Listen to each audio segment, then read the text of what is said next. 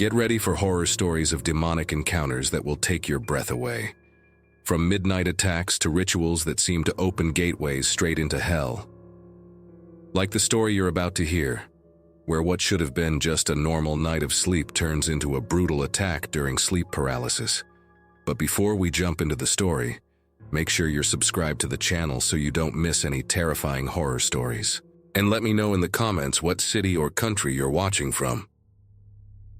Some nights weigh on you in a way that's just wrong. It's not just exhaustion, not just insomnia. It's like something's waiting for you in the dark, counting down the seconds until you close your eyes. And the worst part? When you wake up. This started early for me. Ever since I was a kid, I've had sleep paralysis. At first, it was just the panic, being unable to move. I'd stare at the ceiling, hear my mom clattering around in the kitchen, my heart pounding like a drum. People told me it was normal, that I'd grow out of it. I didn't, it got worse. Now, when it happens, it's not just my body that locks up. The whole world changes, the room shifts, the air thickens, and there's something there, something watching me. I've tried everything. Meds, meditation, strict sleep schedules, no screens before bed, passion flower tea. But some nights, nothing works. And what happened that morning? It was different. Too real. I'd gone to bed late after a brutal day. I remember lying on my side, facing the wall. I like sleeping curled up like that, feeling the weight of the blanket pressing down. But that night, the room was off. You know that kind of silence that's too heavy? Like all the sound got sucked out? No dogs barking outside. Not even the hum of the fan. It was like I'd been dropped into a vacuum, and that's when I realized it. I was awake, fully conscious. But I couldn't move. My eyes were open, locked on the wall. I knew it was sleep paralysis. I'd been through it before. But this time it was different. There was a presence behind me, not just in my head. Something real. I heard my bedroom door, a sharp click, then the creak of the hinge. This wasn't a dream. I live alone. I know I locked that door, but I heard it opening. Slowly, the scrape of wood against the floor. Then, click, the doorknob settling back into place. I couldn't see who came in. I was facing the wall, but I felt it. The air changed, thick, freezing. A wave of something dark rolled in like a live wire had been dropped into the room. My hair stood on end. My ears rang. My body screamed to run, to scream, but nothing worked. Then the footsteps started. Slow, dragging, bare feet, one after the other. First by the doorway, then closer to the bed, closer and closer until they stopped right behind me. I could hear it breathing, not human, ragged, wet, like a growl mixed with steam. The air smelled like rust, like something rotting. That's when I saw it. The mirror on my dresser reflected the bathroom door across from my bed, and there, in the glass, a figure, tall, too thin, all shadow like solid smoke. But the worst part? Its head. No face. Just a smooth, stretched-out shape where the eyes and mouth should have been. It didn't move, just stood there, staring, waiting for the right moment. Then, without warning, it lunged at me. I'm not talking about a feeling, not fear, not imagination. I mean, it literally jumped on top of me, crushing the air out of my lungs. My ribs cracked, I couldn't breathe. I felt its knees digging into the mattress, its hands pinning my arms down. And then, worse, the bite. A searing pain. Deep. Teeth sinking into my right side just below my bra, like it was tearing chunks out of me. I felt its jaw vibrating, pressing harder, and the sound, a muffled, animalistic snarl. I swear I felt the heat of its drool running down my skin. This wasn't a dream. I was there, awake, feeling every second. I tried to scream, my lungs burned, tried to move my hand, nothing. Tried to blink, nothing. The pain just kept building, until suddenly the weight vanished. The figure pulled back. The bed shifted slowly like it was stepping away. I didn't hear the door open again. Just the silence returning. That deep, fake silence. I jolted awake, gasping, drenched in sweat. My shirt was soaked. I stumbled to the bathroom, legs shaking, and lifted my shirt to the mirror. right where I'd felt the bite. The skin was red, raw, 3 dried blood spots, like deep scratches, but not from nails, too precise, too symmetrical, like teeth marks. It broke me. I just stood there for 5 minutes staring, trying to make sense of it. This couldn't be real, but it hurt, and it was there. I grabbed my phone, took a picture, touched the mark. The pain was real, hot, like a bruise mixed with a burn. I didn't go to work that morning. I stayed home researching. I read every medical article on sleep paralysis, watched videos, read forums. Nothing explained this. Nothing mentioned physical marks. The most they'd say is that your brain tricks you into feeling pain. But this was way beyond that. Then I found the stories, people all over the world describing the same thing. A tall, faceless shadow, bites, pressure. Some called it the visitor, others, the sleep demon. There's even a Swedish word for it, mardröm, which means nightmare, but it comes from Mara, a spirit that sits on your chest while you sleep. Sounds like a legend, until it happens to you. Since that night, I sleep with the lights on. I avoid lying on my side. I drink tea, pray, play white noise, but nothing helps. When I close my eyes, I feel it watching. Like that thing is always there, lurking, waiting for another chance. And then there's this. A few days later, I went to the doctor because my ribs still hurt. He ordered an X-ray, said there was something odd, a tiny fracture in the bone, like I'd taken a hard hit. He asked if I'd fallen. I lied. Told him I'd walked into the dresser. Because honestly, how do you explain that? The mark comes and goes now. Some mornings it's faded, others it's bright red. And some nights, I wake up in the dark with the feeling of something brushing against my ribs. Not the wind, not a dream. Like a rough tongue dragging across my skin. Slow. I've thought about moving, thought about seeing a priest. But what if it's not the house? What if it's me? What if that thing isn't tied to the room? What if it's tied to me? Some people say sleep paralysis is just your brain glitching between REM and wakefulness. But how do you explain the marks? The pain, the presence that lingers in the air even after sunrise? How do you explain the darkness that doesn't fade with the light? What I lived through wasn't a dream. It was something supernatural. And I'm terrified that next time, it won't leave, that it'll decide to stay or take me with it.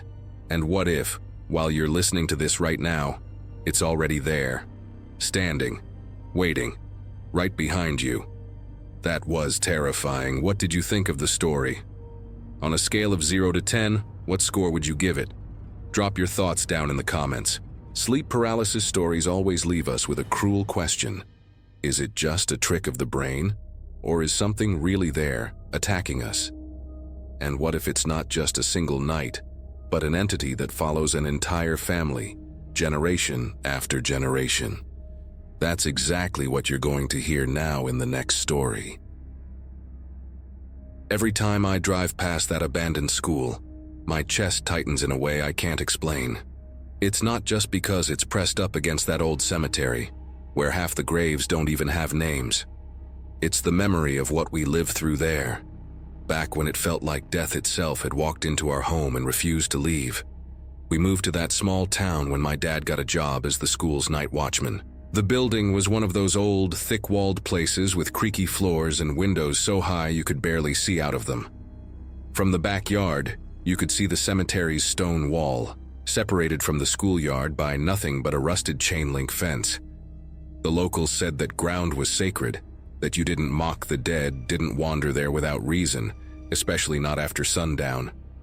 It was an unspoken rule. But we were outsiders. We didn't pay it much mind. It was my little cousin, a tiny 4-year-old who saw it first. She pointed at my uncle's bedroom and said, "Plain as day. There's a man in there." We laughed, thinking it was her imagination. But she didn't smile. She said the man was standing by the wardrobe, just staring. And there was no one there. That same week, she started waking up screaming in the middle of the night. Not just crying, screaming. She'd say she heard voices calling her by the wrong name, that people were shouting, that the room was full of smoke. We'd rush in and see nothing, but she'd be shaking like she was still trapped in a nightmare. Except she was wide awake. Things got worse. We'd hear chains dragging down the hallway like someone was pulling something heavy. Sometimes it came with this ragged, almost animalistic breathing. My uncle tried to brush it off. Just the wind, just the pipes. But then he got shoved one day when he was alone in the living room, hit the floor hard, came out with a bruise on his shoulder, swearing someone had punched him from behind. But there was no one there. The kids started refusing to go into their rooms alone. They said there was a man inside the wardrobe, tall, thin, dressed in black. When we'd open it, there was nothing. But they saw him, and it wasn't just once. One of my sisters swore he turned his head and smiled at her, even with the door shut. Then the stories changed. The girls started saying the man had become a woman in an old, tattered dress, with hair plastered to her face and a whisper that made your stomach turn just trying to mimic it. That's when the fear really set in. My parents decided we couldn't stay there anymore. They found another house, farther from the center of town. We moved, thinking we'd finally have peace, that we'd left all that behind. But it came with us. The new house, the nights got worse. That feeling of being watched, you know when you just know someone's staring at you but you turn around and there's nothing? It was every single night. In every dark corner, in the window's reflection, behind doors. That dark energy felt glued to us. I started getting sleep paralysis, something that had never happened to me before. I'd wake up in the middle of the night, unable to move. Lying on my side, I'd see the wardrobe door slightly ajar and hear a quiet voice calling my name. Wrong. Always the same mistake, like it was testing me, trying to figure out who I really was. And the worst part? The voice changed. Sometimes it was rough, masculine. Other times it was a whispery, almost sing-song feminine voice.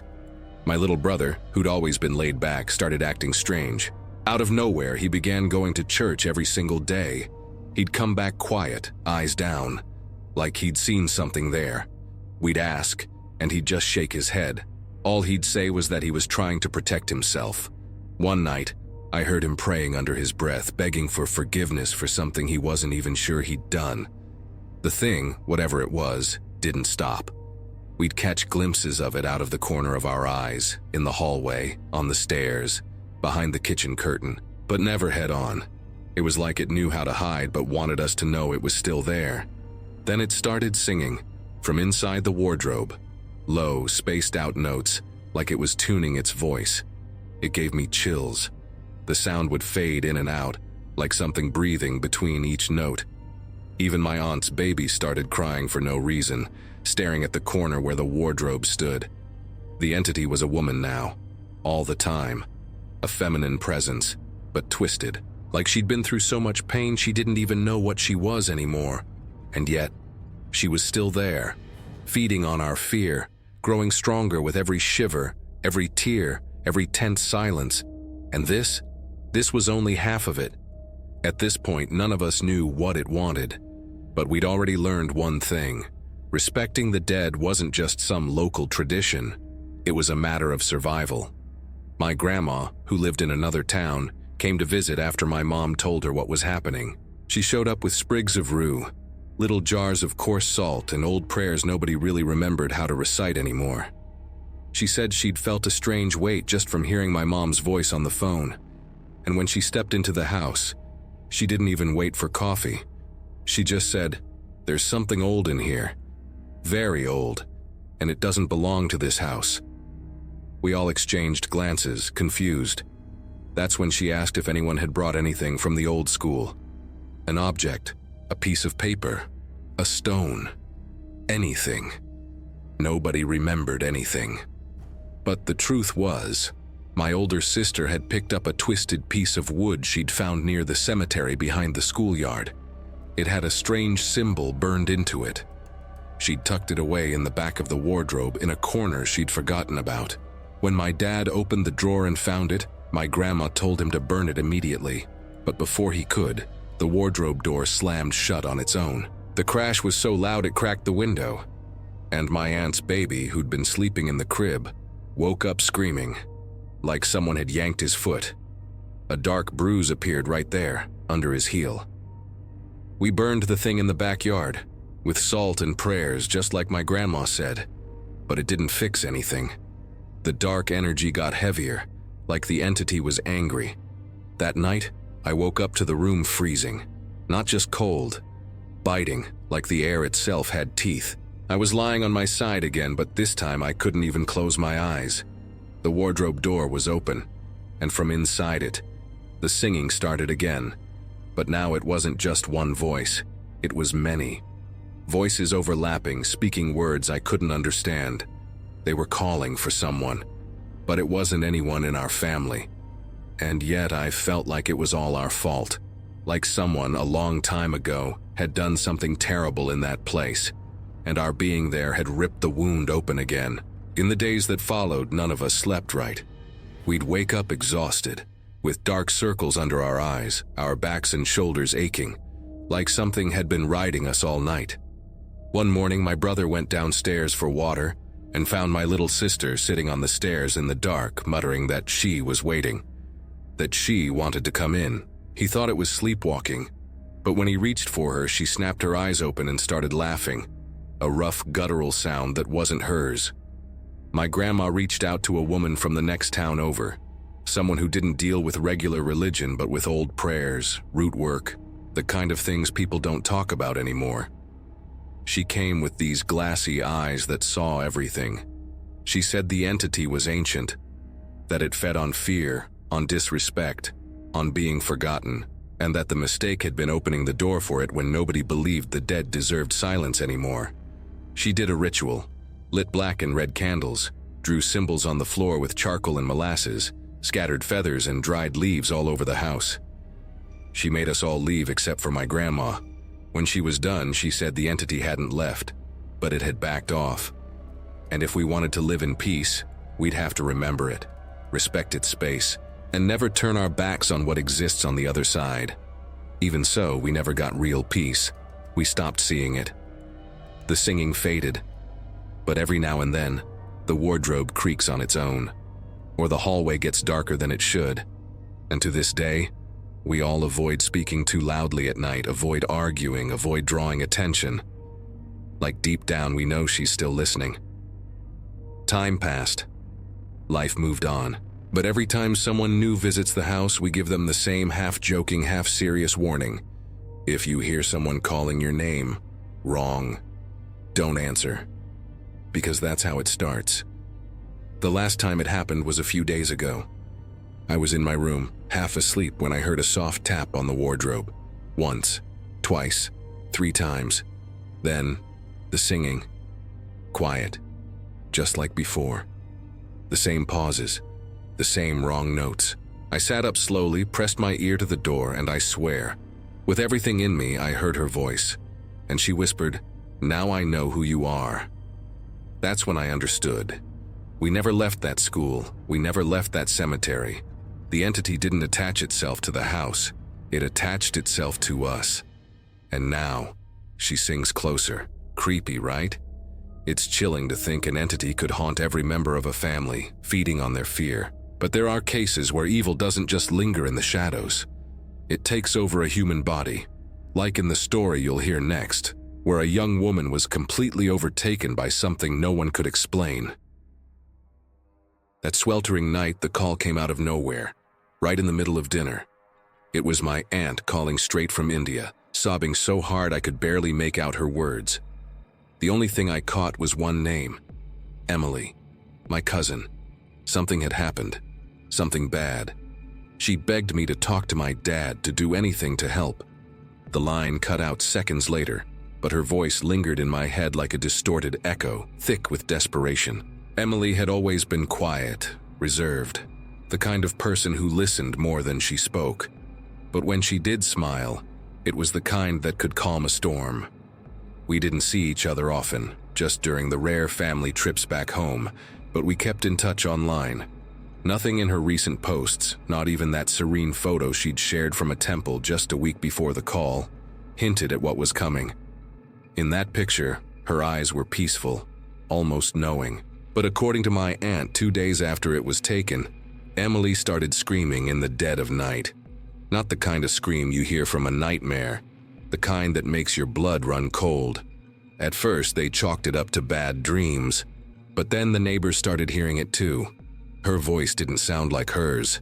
It was deeper, raspy, dripping with a rage no one recognized.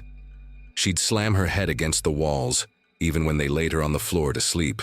My uncle, built like a lumberjack, tried to hold her down once, but she thrashed like a wild animal, her strength inhuman. He said it was like trying to restrain a cornered wolf. By the third day, things got worse. My aunt walked into Emily's room and found her floating, just a few inches above the bed. Her body arched backward like something was bending her against her will.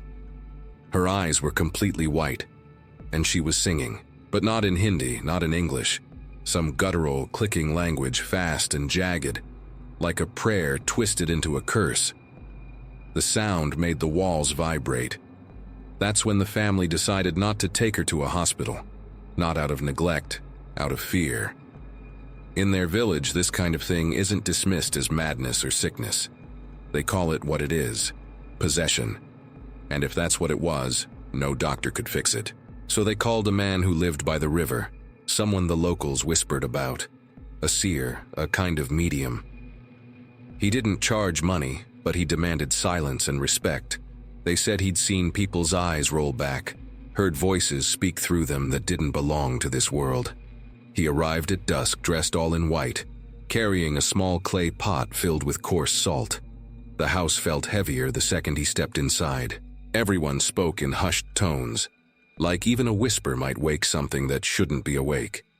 Emily was in the back room, tied to the bed with sheets, but she was laughing, a cold, mocking laugh, like she knew a joke no one else did. The moment the seer entered, the laughter stopped, dead. She turned her head toward him and tears started streaming down her face, except they burned her skin like acid. Her voice hissed, "Don't let him touch me." But it wasn't her voice. It was older, angrier. The seer didn't flinch. He just watched her for a long moment, then began sprinkling salt in a circle around the bed.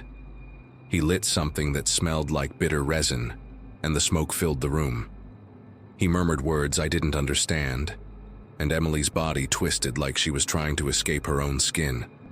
The scent spread and the screams came back, but they didn't just come from her. They came from the walls, the floor, underneath the bed.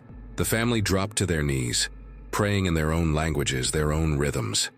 I stood frozen in the doorway, my skin prickling like static electricity was in the air. The seer kept going, tossing more salt, blowing over Emily's head. Then she screamed so loud the window cracked, and just like that, her body went rigid as stone. Her eyes snapped back to normal. She blinked. The room fell into dead silence, broken only by her ragged breathing and my aunt's sobs in the corner. No one knew what to say. It was like the house had been holding its breath for hours, and only now remembered how to breathe. Emily was back, but she looked drained, like she'd run a marathon in her sleep. The seer slowly stood, gathered his salt, and locked eyes with me. She saw everything, she felt everything. Then he left, like he already knew this story wasn't over. After he was gone, the house still felt wrong. Like the bad energy had seeped into the walls, the furniture, even the people. Emily couldn't speak clearly for hours. She just stared at the ceiling, at nothing, like she was still trapped somewhere between here and there. Her dad kept saying it was a spiritual battle. Her mom just cried. I tried to make sense of it, but the more I thought about it, the less anything could make sense. How do you sing in a language you've never heard? How do you float? How can you be conscious inside your own body but unable to move a single muscle? It wasn't until the next day that Emily, still weak, started talking. Her voice was a rasp, like each word cost her. She said she remembered everything, every second, from the first scream to the moment the seer lit that strange incense. She described it like being locked in a prison without bars. She saw everything. Her dad holding her down, her mom screaming, the neighbors praying outside. But she couldn't control her arms, her legs, her mouth. When she tried to move, it was like something else was in the driver's seat. A cold, suffocating presence, like there was always someone behind her, even when she closed her eyes. She talked about feeling watched, waking up to whispers in languages she didn't know, dreaming of places that couldn't exist, underground temples, dead forests, figures with hollow eyes and mouths stretched too wide. In one of those dreams, or visions, or whatever they were, she saw a shattered mirror. On the other side was a face just like hers, but smiling. A smile she knew wasn't human. The worst part? She said there were moments she tried to ask for help. She screamed inside her own head, begged her body to move, to twitch, to do anything. But it ignored her. And the hardest thing was watching her dad struggle to hold her down, not knowing that all she wanted was a hug. Just one person to believe she was still in there, alive, waiting. Over the next few days, she got better. She ate, walked, slept without screaming. But she wasn't the same. Her eyes were distant, like she was always listening for something the rest of us couldn't hear. Sometimes, mid-conversation, she'd freeze and turn her head like someone had whispered in her ear. When we asked, she'd just say, "Nothing, just a memory." But I knew it was more than that. The kind of memory that brands you. A few nights later, I woke up to footsteps on the porch. I checked the window. No one was there. Another time, I swear I saw a shadow near the gate. Tall, thin, with what looked like long, tangled hair. When I blinked, it was gone. Could have been my mind playing tricks. But after what I'd seen in that house, I couldn't trust in logical explanations anymore. The strangest thing happened a week later. Emily asked to talk to me alone. She was calm, but her eyes carried a weight I couldn't name. She said that during the ritual, there was a moment when everything went dark. Not like closing your eyes. This was a different dark. Alive. And in that darkness, a voice spoke to her. Not in any language she knew, but the message slammed into her mind, clear as day. "This isn't the last time." Then it laughed. A sharp, cutting laugh that still echoed inside her. After that, no one talked about it again. The village went back to normal. The neighbors stopped whispering. But every time I look at Emily now, I get the feeling that part of her is still quiet. Like she's still sharing her body with something that never fully left. Like whatever got in, didn't go. It just went to sleep. And the worst part? Deep down, I think she knows it too. Because sometimes when no one's looking, she smiles. And it's not her smile. It's the other one. The one she saw in the mirror. Scary, isn't it? What's most disturbing about possession cases is realizing how dark forces seem to choose their victims without warning. And sometimes you don't even need to summon anything. Just passing through the wrong place can awaken something that was lying dormant. That's what happened on a newly built road in Mexico. And you're about to find out what took place in the next story. But before we continue, if you've made it this far, that means you're enjoying these stories. So hit that like button to let YouTube know you want more content like this, and so you don't miss a single horror story. It was supposed to be just another produce run. We left before dawn, like always, to beat the heat and get to the market early. I hitched a ride with my Uncle Hank, a sun-leathered man who didn't talk much but had seen more in his life than most people ever would. His buddy Eddie, driving the pickup, was the chatty one. The two of them had been hauling potatoes, corn, and okra down these back roads for years, cutting through the rural stretches of Oaxaca County to supply the bigger towns. The road was new, had only been open for about 3 months, carving straight through a patch of wilderness that up until recently had been untouched. Word was the government bought the land out from under some local families, ignoring the protests from a nearby indigenous village, the Nahuatl, and old people who still held secret ceremonies deep in the woods. But nobody paid that any mind. They paved the highway, smoothed it all out, called it progress. Faster, modern. Right at the start of the trip, when the sky was still pitch black and the road was empty, my uncle frowned at the rearview mirror. I noticed, but he didn't say a word. A few minutes later, he leaned forward and asked, "Eddie, you seeing that back there?" Eddie just gave a slow nod, eyes locked on the road ahead. "There's a horse," my uncle muttered. black as hell, following us. I twisted around, but all I saw was darkness, the headlights cutting through endless smooth asphalt. My uncle was jittery. I'd never seen him like that. He took off his cap, scratched his head, and kept staring at the mirror like he was waiting for something to reappear. Half an hour later, he dozed off. The truck's seat was uncomfortable, but the hum of the engine and the monotony of the road had lulled him under. That's when he started trembling, cold sweat beading on his forehead like he was trapped in a nightmare. I tried to wake him, but his face was rigid, twisted, his eyes darting wildly beneath his lids. Then, bam! He jerked upright with a gasp, like he'd just seen something unspeakable. It was right by the window, he panted. A damn horse. Massive. Its eyes. Black. No whites. Just empty. Eddie pressed his lips together and didn't say a word. Just kept driving, but I noticed his hands shaking on the wheel. Then, still staring straight ahead, he muttered, "I've been seeing it since before we took the turn off." "What do you mean?" I asked, trying to piece it together. "It's been following us, for miles. Every time I check the side mirror, it's there. But if I look again, it's closer." The silence that followed was heavy.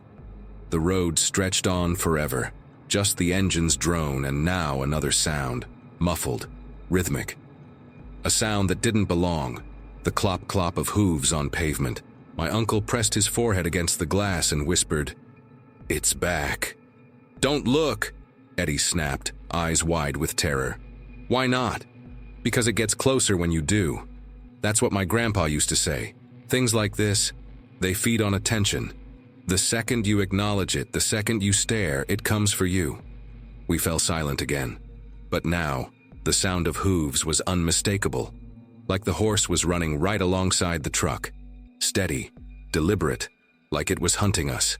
Then came the smell. Rotten meat, damp earth, and something else. Decay. The air inside the cab turned thick, suffocating. I felt a pressure building in my skull, like something was pushing out from the inside. My uncle couldn't resist. He turned his head, just a little, and looked out the window. His eyes went wide, his mouth falling open in silent horror. "It's floatin'," he breathed. "Ain't got no legs." I turned too, and I've regretted it every day since. The horse was there, massive, black as crude oil, its mangy fur plastered to its body like it had clawed its way out of a swamp. But the worst part? It wasn't touching the ground. Its hooves moved, striking the air like it was running on invisible pavement, floating, like the earth itself was rejecting it. Its eyes, two black orbs bigger than any horse's should be. No reflection, no light, just voids. And they were locked onto Eddie, who started crying. Not from pain, not from sadness, but from pure, paralyzing terror. Tears streamed down his face, but he couldn't look away. Then the horse stopped, right in the middle of the road. Eddie swerved to avoid it, nearly sending us into the ditch. I looked back, and there it was, standing perfectly still, staring after us. Not blinking, not breathing, just watching, and then gone. No galloping away, no turning. It just vanished, like it had never been there at all. When we finally made it to town, Eddie killed the engine, threw open the door, and dropped to his knees. He was shaking like a leaf in a hurricane. My uncle couldn't even form words. We went straight to my grandpa's place. He lived nearby and knew all the old stories. After we told him what happened, he was quiet for a long time. Then he lit a cigarette, took a slow drag, and said, "That road should have never been built. You boys drove through Nawadal land. That's sacred ground. Passage for things that ain't meant to be disturbed.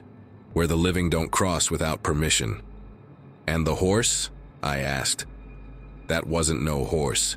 He exhaled smoke, his voice grim. "That was something else.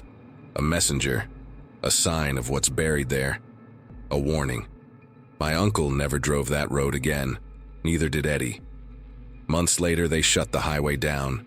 Sinkholes, cracks in the pavement, even though it was brand new. There were accidents. People went missing. Trucks veered off for no reason. And to this day, folks swear they still hear hooves in the dead of night, coming from a stretch of road where there's nothing but woods and darkness. Sometimes, when I close my eyes, I still smell it. That rot, that wrongness hanging in the air. That presence like it was trying to crawl right through the glass, into us. And every time I hear footsteps behind me, I have to force myself not to turn around. Because I know if I do, it'll be closer. Creepy stuff. What did you think of the story? On a scale of 0 to 10, how would you rate it? Share your opinion down in the comments. I don't remember exactly when I realized my family was trapped in something wrong, but I do remember the first time I was terrified of my own father. It was the middle of the night when he burst into my room, gasping for air, his eyes wild, clutching a Bible to his chest like it was the only thing keeping him alive. He screamed, "Wake up! They're coming! The demons! They want us!" My little sister started crying. My mom didn't ask questions. She just got up, dressed us in a hurry, and shoved us all into the car. Outside, the air was dead. No breeze, no crickets, no owls. Just Ranger, our dog, standing at the edge of the driveway, staring at us. When my dad started the car, Ranger reared up on his hind legs, like a bear. He wasn't growling in anger. It was like he was trying to stop us. His paws slammed against the hood. "Don't go, don't go." My dad floored it. The thud still haunts me. But what froze me was looking back and seeing Ranger stand up again. Front legs dangling. Broken, but his body upright. Staring at us, like he understood everything. We drove to the church. Our church, Lamb of the Uncorrupted Baptist, deep in the woods, miles from any town. A simple wooden building, but the stained glass windows were blood red, making it look like the place was always burning from the inside. Preacher Jonah was already there, kneeling at the entrance like he'd been waiting for us. The second we got out of the car, he started praying, loud in some strange tongue. Eyes rolled back, sweat pouring down his face. He shook violently, pounding his own chest, screaming words I didn't understand. My dad dropped to his knees beside him. My mom pulled my sister into her lap. I just stood there. This didn't look like salvation. It looked like desperation. After that night, everything got worse.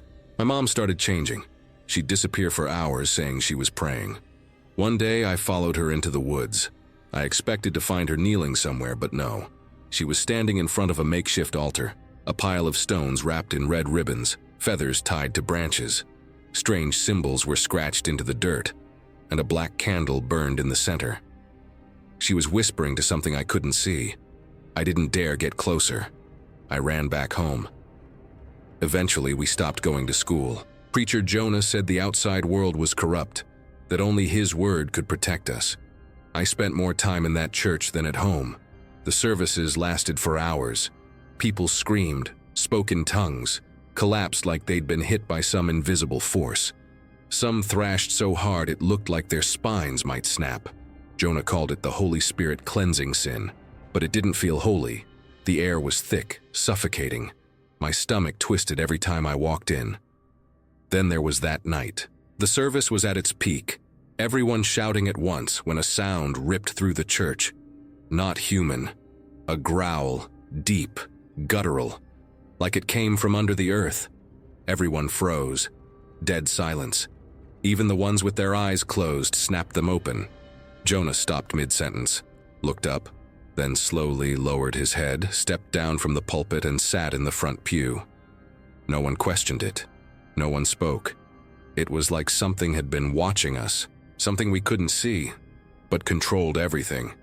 My childhood was full of moments like that constant feeling of being watched, the certainty that my family believed we were fighting hell itself. One time, my mom took me to a private salvation ritual. I had a fever. She said it was demonic influence, locked me in a room with candles at all four corners of the bed, and prayed over me for hours. When I begged for water, she screamed that I had to resist, that this was a test. I passed out. When I woke up, she was crying, saying the Spirit had purified me, but I just felt empty, like something inside me had been torn out. I started having dreams I didn't understand. Once I dreamed the whole congregation was walking in a line behind Jonah. He led us to a huge pit in the middle of a dry field. The darkness inside was alive.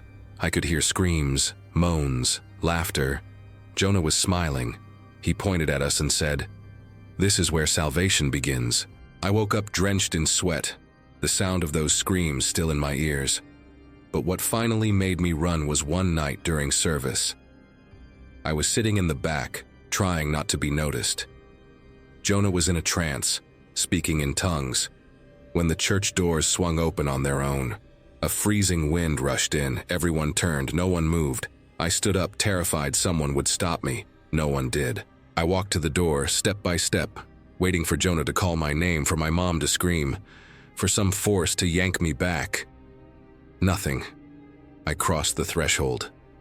When I looked back, they were all still there, staring straight ahead, like they hadn't even noticed I'd left. I ran through the woods without looking back, slept hidden in a bus stop. The next morning, I hitched a ride with a trucker, ended up in some small town and started over. It took years to convince myself it was over, that I didn't have to check the corners of my room at night, that I could sleep with the lights off. But I never stopped dreaming about that pit. And sometimes, when the wind howls just right, when the air gets thick, when I catch the scent of wet wood, it takes me back to those nights in the church. And when that happens, I dream of the pit. And Jonah, smiling, pointing at me, like he's still waiting. The strangest part? My sister stayed. She says the church has changed now. Modern instruments, online services, lighter sermons. But the name's the same, and she swears Jonah still shows up sometimes. Older, but not old. Like he hasn't aged the way others do. Like he still knows things no one else does. And sometimes, during prayer, the stained glass windows glow red, even when there's no sunlight. I don't know if what we lived through was fanaticism, sickness, or some kind of mass possession.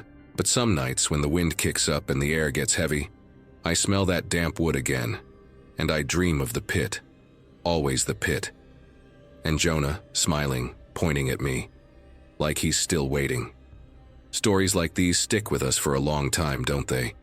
If you've made it this far, drop the phrase church possession in the comments, so I know you braved every single story with me. Subscribe to the channel so you don't miss the next ones, and leave a like. It really helps us keep bringing you these dark and disturbing stories. And while you're here, check out the video right next to this one with even more horror stories of demonic encounters. Click and keep watching with me, because the darkness doesn't end here.